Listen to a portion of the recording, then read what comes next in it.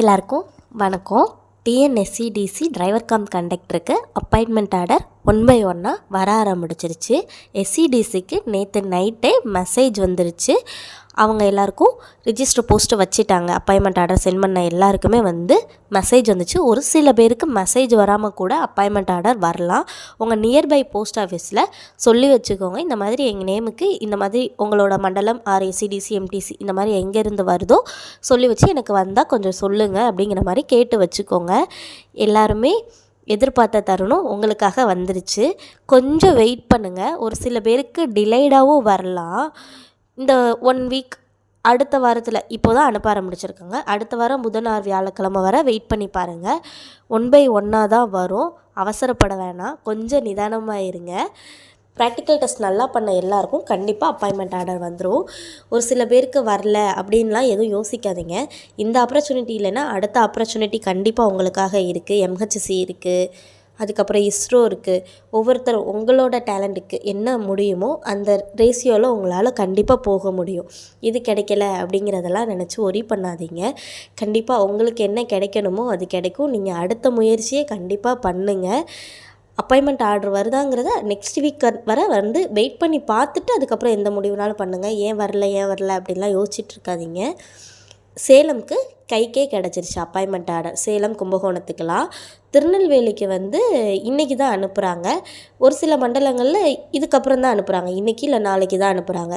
எஸ்சிடிசிக்கும் சேலம்க்குலாம் நேற்றே முடிஞ்சிச்சு. எஸ்சிடிசிக்கு உங்களுக்கு கைக்கு கிடைக்கிறதுக்கு சென்னையிலேருந்து அனுப்புகிறதுனால ஒரு 2 days கண்டிப்பாக ஆக தான் செய்யும். சேலம் பக்கத்தில் இருக்கிறனால அவங்களுக்கு உடனே கிடச்சிருச்சு. அந்த அப்பாயின்மெண்ட் ஆர்டர் எனக்கு அனுப்பியிருக்கிறாங்க. அது உங்களுக்கு வியூ பண்ணுறேன். என்னென்ன கொண்டு போகணும் அப்படிங்கிறது எல்லாருக்கும் கன்ஃபியூஷனாக இருக்கும். அதை கிளாரிஃபையாக சொல்கிறேன். நம்ம சேனலுக்கு ஃபஸ்ட் டைம் வரீங்கன்னா கண்டிப்பாக நம்ம சேனலை சப்ஸ்கிரைப் பண்ணிக்கோங்க. எந்த டவுட்டாக இருந்தாலும் கேளுங்க, கிளாரிஃபை பண்ணுறோம். டிடி எடுக்கையில் எல்லாத்துக்குமே கொஞ்சம் நிதானமாக பண்ணுங்கள். எதுவும் அவசரப்படாதீங்க. போலீஸ் வெரிஃபிகேஷன் சர்டிஃபிகேட் ஆகட்டும், எல்லாத்துலேயுமே 1 by 1 வாங்கலாம். என்ன இன்ஸ்ட்ரக்ஷனாக இருந்தாலும் கேளுங்க, கால் பண்ணுங்கள். அவங்க ஃப்ரீயாக இருந்தால் சார் ஃப்ரீயாக இருந்தால் அட்டன் பண்ணி பேசுவாங்க.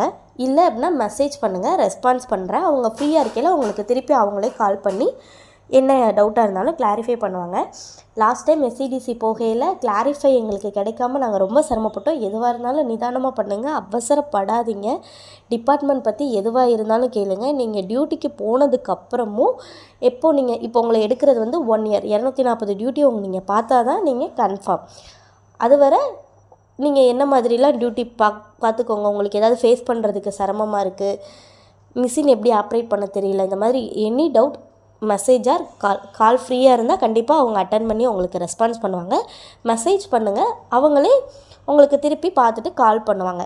இப்போ உங்களுக்கு சேலம்க்கு அப்பாயின்மெண்ட் ஆர்டர் வந்துருச்சுன்னு சொன்னேன்ல, அது வியூ பண்ணுறேன் பாருங்கள். இப்போ உங்களுக்கு ஷோ ஆகுறது அப்பாயின்மெண்ட் ஆர்டர் சேலத்துலேருந்து வந்தது. இதில் என்ன சொல்லியிருக்காங்கன்னா, நேரில் ஆஜராகும் பொழுது கீழ்கண்ட சான்றிதழ்கள் ஆவணங்களின் அசல்களை சரிபார்ப்பதற்கு சமர்ப்பிக்க வேண்டும் அப்படின்னு சொல்லியிருக்காங்க. எல்லாத்தோட ஒரிஜினல் கண்டிப்பாக எடுத்துகிட்டு போகணும். 10th mark sheet, 12th mark sheet, diploma R degree எது வச்சுருந்தீங்கனாலும் அதோட எல்லா மார்க் ஷீட்டும் எடுத்துக்கோ. அதுதான் கல்வி சான்றிதழ்.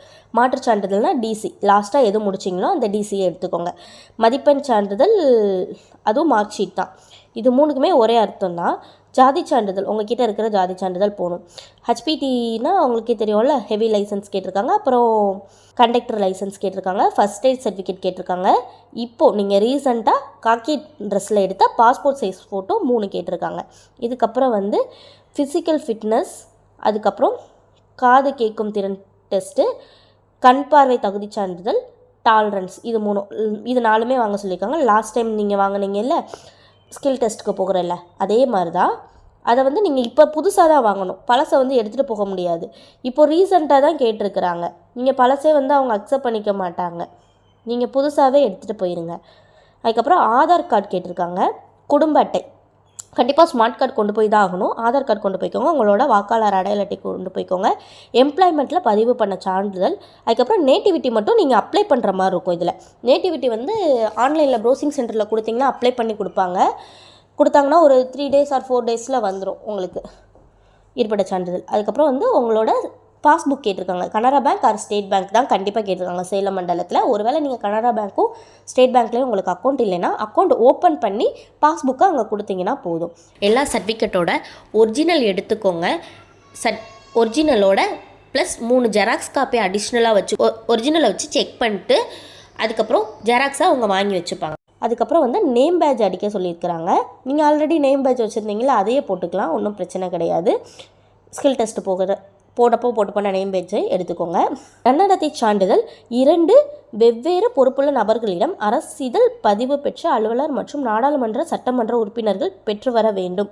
அதாவது 2 நன்னடத்தை சான்றிதழ் கேட்டிருக்காங்க உங்ககிட்ட 2 பேர்கிட்ட.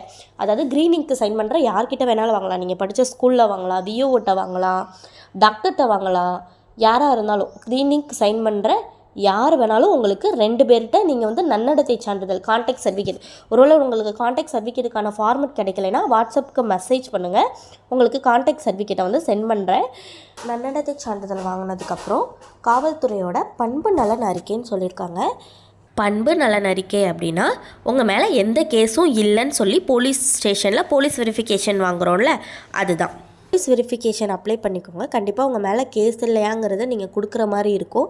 அதை அப்ளை பண்ணி இப்போதைக்கு வாங்கிக்கோங்க. அதுக்கப்புறம் என்ன கொடுத்துருக்காங்க அப்படின்னா உங்களுக்கு வந்து டிடி எடுத்துருக்கிறதுக்கான டீட்டெயில்ஸ் கொடுத்துருக்காங்க. பயிற்சி வகுப்பு கட்டணம் 6000 ரூபா, 6000 ரூபாய்க்கு ஜிஎஸ்டி வந்து 1080 ரூபா, இதெல்லாம் சேர்த்து 7080 ரூபா. அதுக்கப்புறம் உங்களுக்கு தன் பதிவேட்டிற்காக 100 ரூபா வாங்குறாங்க, இதுக்கு ஜிஎஸ்டி 18 ரூபா, மொத்தமாக சேர்த்து 7198 ரூபா வந்து Tamil Nadu state transport corporation limited Salem, இந்த இதில் வந்து நீங்கள் டிடி எடுக்கணும். 20000 ரூபாயை வந்து the direct institute of road transport Chennai, இதுக்கு வந்து நீங்கள் டிடி எடுக்கணும். இது வந்து பேயபிள் அட் சேலம், இது பேயபிள் அட் சென்னைன்னு போடணும். டிடியிலேயே டீட்டெயிலாக நீங்கள் கேட்டிங்கன்னா பேயபிள் இடம்னு ஒரு இடம் இருக்கும் டிடியில், அங்கே உங்களுக்கு பேங்க்லேயே அடித்து கொடுப்பாங்க. டிடி எடுக்க போகையில் உங்களோட அப்பாயின்மெண்ட் ஆர்டர் ஜெராக்ஸ் எடுத்து கையில் கொண்டு போங்க. ஒரிஜினலை கொண்டு போகாதீங்க, ஒரிஜினல் வந்து சேஃப் கிடையாது. நீங்கள் எப்போவுமே ஜெராக்ஸ் எடுத்து 2-3 எக்ஸ்ட்ரா வச்சுட்டு அந்த அப்பாயின்மெண்ட் ஆர்டரை கொண்டு போய் இதில் இருக்கிற மாதிரியே எனக்கு டிடி எடுத்து கொடுங்கன்னு பேங்க்கில் கேளுங்க. உங்களுக்கு கண்டிப்பாக அதே மாதிரி டீட்டெயில்ஸ்லாம் கொடுப்பாங்க. இன்னொன்று டிடியில் அங்கே வச்சே கரெக்டாக ஸ்பெல்லிங்லாம் டைப் பண்ணியிருக்கிறாங்களா அப்படிங்கிறத பார்த்துக்கோங்க.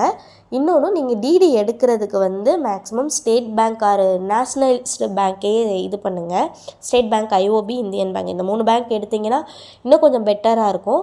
அக்கௌண்ட் இல்லைனாலும் எடுத்து தருவாங்க டிடி. நீங்கள் போய் அங்கே ஸ்ட்ரைட்டாக கேட்டுக்கோங்க பிரான்ச்சில் என்ன இன்ஃபர்மேஷன்னு. நெக்ஸ்ட்டு வந்துட்டு ஓட்டுநர் பயிற்சி பயிலில் நீங்கள் தேவைக்கேற்ப பயிற்சி பெற வேண்டும். பயிற்சியை திருப்திகரமாக முடிக்கவில்லை எனில் மீண்டும் பயிற்சி காலம் நீடிக்கப்படும்.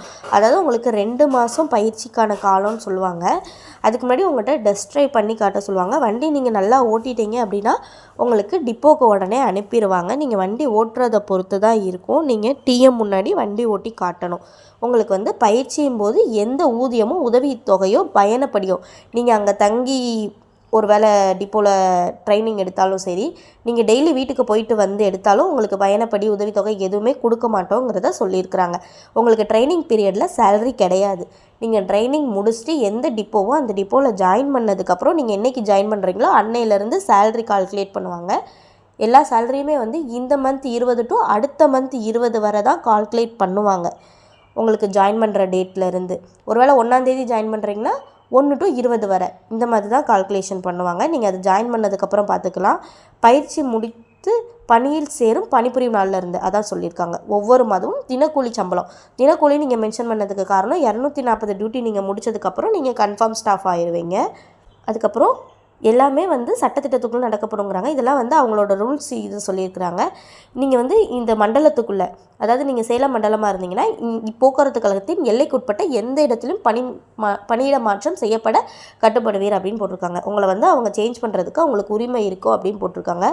உங்களோட கல்வி தகுதி சான்றிதழ், ஓட்டுநர் அனுபவ சான்றிதழ், இது எதுவுமே வந்து தப்பாக இருக்குதுன்னு தெரிஞ்சால் அவங்கள உடனே அவங்க நீக்கிறதுக்கு எல்லா உரிமையும் இருக்குதுன்னு போட்டிருக்காங்க. எல்லாமே கரெக்டாக இருக்கும் அப்படிங்கிறத சொல்லியிருக்காங்க. வேறு எதுவும் கிடையாது. உமது பணி வந்து திருப்திகரமாக இல்லாதிருப்பின் எவ்வித முன்னறிப்புமின்றி பணியிலிருந்து நிறுத்தப்படுவீர் அப்படின்னு இருக்காங்க. நீங்கள் வந்து ஏதாவது உங்கள் மேலே கேஸ் அந்த மாதிரி ஆகிற மாதிரி தான் சொல்கிறாங்க. இது எதுவும் கிடையாது. அவங்களோட இன்ஸ்ட்ரக்ஷன்ஸ் மட்டும்தான் கொடுத்துருக்காங்க. உங்களுக்கு பென்ஷன் வந்து அலோகேட்டடுன்னு போட்டிருக்கிறாங்க. எஸ்எஸ்எல்சி சான்றிதழில் இருக்கிற, அதாவது 10th மார்க் ஷீட்டில் இருக்கிற டேட் ஆஃப் பர்த்து தான் உங்களோட ஓய்வு பெறும் வரை டேட் ஆஃப் பர்த்தை எடுத்துப்போம் அப்படின்னு சொல்லியிருக்காங்க. இதுக்கப்புறம் வந்து இந்த 240 முடிஞ்சதுக்கப்புறம் நிரந்தர பணியாளராக பணி நியமனம் செய்யப்படுவேன்னு போட்டிருக்காங்கல்ல, இது வந்து உங்கள் முதல்நிலை வரிசை. நீங்கள் வந்து 240 டியூட்டியை எப்படி முடிக்கிறீங்களோ அதைப்படி நீங்கள் வந்து எந்த மெமோவும் வாங்காமல் இருக்கணும். வண்டி ஓட்டையில் தட்டல் உரசல் 240 முடிக்கிற வரை ரொம்ப பொறுமையாக இருக்கணும். வண்டியை கவனமாக ஓட்டணும். உங்கள் மேலே எந்த கேஸும் வராமல் மெமோ அவங்க கொடுக்காம பார்த்துக்கணும். அதை தான் போட்டிருக்கிறாங்க. அதுக்கப்புறம் வந்து நீவிர் பொது சேலம் மண்டலம் அவர்கள் முன் மேற்குறிப்பிட்ட சான்றிதழ், அதாவது நீங்கள் சேலம் மண்டலத்துக்கு தான் உங்களோட மேலே சொல்லியிருக்காங்களே எல்லா சர்டிஃபிகேட்டையுமே எடுத்துகிட்டு போகணும்னு சொல்லியிருக்கிறாங்க. அவ்வளோதாங்க. இந்த மாதிரி ஒவ்வொரு மண்டலத்துக்கும் எங்கே வர சொல்லியிருக்காங்கங்கிற டீட்டெயில்ஸ் எல்லாமே கொடுத்துருப்பாங்க. உங்களோட சர்டிஃபிகேட் எல்லாமே கரெக்டாக எடுத்து வச்சுக்கோங்க. நன்னடத்தை சான்றிதழ் கான்டாக்ட் சர்டிஃபிகேட் வேணும் அப்படின்னா வாட்ஸ்அப்க்கு மெசேஜ் பண்ணுங்கள். உங்களுக்கு கான்டாக்ட் சர்டிஃபிகேட் சென்ட் பண்ணுறேன். அதுக்கப்புறம் போலீஸ் வெரிஃபிகேஷன் அப்ளை பண்ணிக்கோங்க. வந்ததுக்கப்புறம் அப்ளை பண்ணிக்கோங்க. இதில் உங்களுக்கு வேறு ஏதாவது டவுட் இருக்குது அப்படின்னா வாட்ஸ்அப் மெசேஜ் பண்ணுங்கள். ஃப்ரீயாக இருந்தால் அட்டன் பண்ணுவாங்க. நம்ம சேனலை மறக்காமல் சப்ஸ்கிரைப் பண்ணிக்கோங்க. எந்த டவுட்டாக இருந்தாலும் கிளாரிஃபை பண்ணுறோம். நெக்ஸ்ட்டு எந்த மண்டலத்துக்கு வந்தாலும் உங்களுக்கு அப்டேட் பண்ணுறோம். பாய்.